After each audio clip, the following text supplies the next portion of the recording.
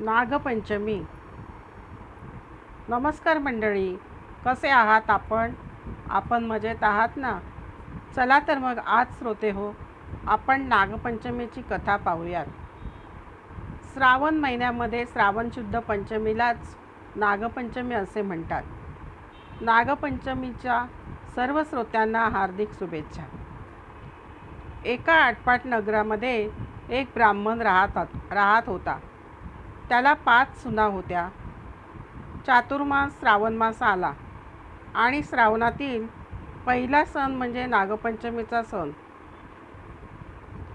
या दिवशी सर्व सुना कोणी आजोळी, कोणी पंजोळी व कोणी माहेरी निघून गेल्या.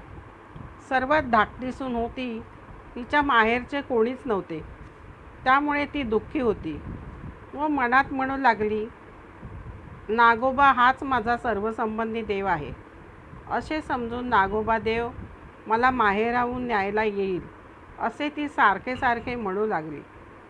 इतक्यात काय झाले, शेष भगवानाला तिची दया आली. त्याने प्रत्यक्ष ब्राह्मणाचा वेश धारण केला व त्या मुलीला नेण्याकरता ते आले. ब्राह्मण विचार करू लागला की हा इतके दिवस कुठे लपून राहिला होता व आत्ताच कुठून आला. त्याने मुलीला विचारले असता हाच माझा मामा असे तिने सांगितले. ब्राह्मणाने तिला त्या मामाबरोबर पाठविले. त्या वेशधारी मामाने तिला वारुळामध्ये नेले.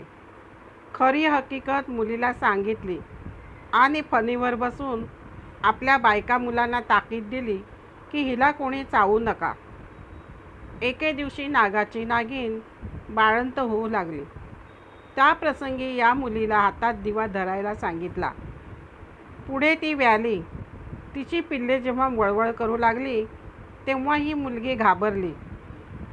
ती घाबरली असता तिच्या हातातील दिवा खाली पडून पोरांची शेपटं भाजली. नागिन रागावली व नवऱ्याला सर्व हकीकत सांगितली. तो म्हणाला, लवकरच मी तिला तिच्या सासरी पोचवतो. पुढे ती आनंदाने राहू लागली. पुढे मुलीला अपार संपत्ती व धन देऊन मनुष्यवेश धारण करून तिला सासरी त्याने पोचते केले. नागाची पिल्ले जेव्हा मोठी झाली तेव्हा त्यांनी आपल्या आईला विचारले, अगं आई, आमची शेपटं कशाने बाजली ग? तिने मुलीची गोष्ट सांगितली. त्यांना तिचा फारच राग आला व ह्या मुलीचा सूड घ्यावा म्हणून ते या मुलीच्या घरी आले. तो दिवस नागपंचमीचा होता. हिने आपली पुष्कळ वाट पाहिली. ते येत नाहीत म्हणून भिंतीवर व पाटावर तिने नागाची चित्रे काढून त्यांची पूजा केली. जवळच लाया दूध नैवेद्य ठेवले.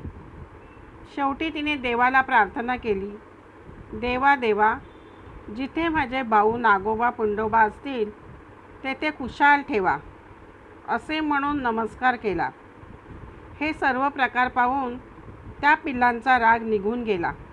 त्या दिवशी तिथेच त्यांनी वस्ती केली व पूजेच्या ठिकाणी नवरत्नहार ठेवला व ते निघून गेले. दुसऱ्या दिवशी मुलीने तो हार गळ्यात घातला. अशी ही नागपंचमीची कथा आहे. नागपंचमीचे दुसरे महत्त्व म्हणजे साप हा शेतकऱ्याचा मित्र आहे. कारण माती भुसभुशीत करून शेतातील किडे उंदीर हे साप फस्त करत असतात. म्हणून या दिवशी नांगरीत नाहीत. वारुळ्याला जाऊन बायका व मुली नागोबाला पुजतात व गाणी म्हणतात, फेर धरतात, फुगड्या घालतात.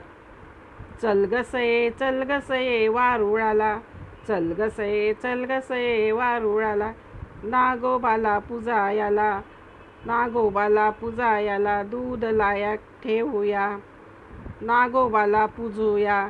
हा सण अशा प्रकारे गाणी वगैरे म्हणतात. हा सण महाराष्ट्र, गुजरात, उत्तर प्रदेश, बंगाल या ठिकाणी पाळतात. मातीचा नाग करून अगर गंधाने 9 नागपुडे काढून त्याची पूजा करतात. त्या दिवशी भाजी वगैरे चिरीत नाहीत, चुलीवर तवा ठेवीत नाहीत, तळणीचे पदार्थसुद्धा करत नाहीत. या दिवशी पुरणाची दिंडे किंवा कानवले पुरण घालून करतात. स्त्रिया व मुली झोपाळ्यावर बसून गाणी म्हणतात, पेर धरतात. सांगली या जिल्ह्यामध्ये बत्तीशिराळे गावात घरोघरी नाग पकडण्याची व पूजा करून त्या नागांना सोडून देण्याची अशी प्रथा आहे. सण आणि उत्सव यांची चातुर्मासात रेलचेल असते, कारण मानवी संस्कृतीचा अविभाज्य भाग म्हणजे सण बनलेला आहे. तात्पर्य: श्रोते हो, तुम्हाला कथा कशी वाटली? कथेचे सार म्हणजे नागाची पूजा. आपण नागाला देवस्थानी मानतो.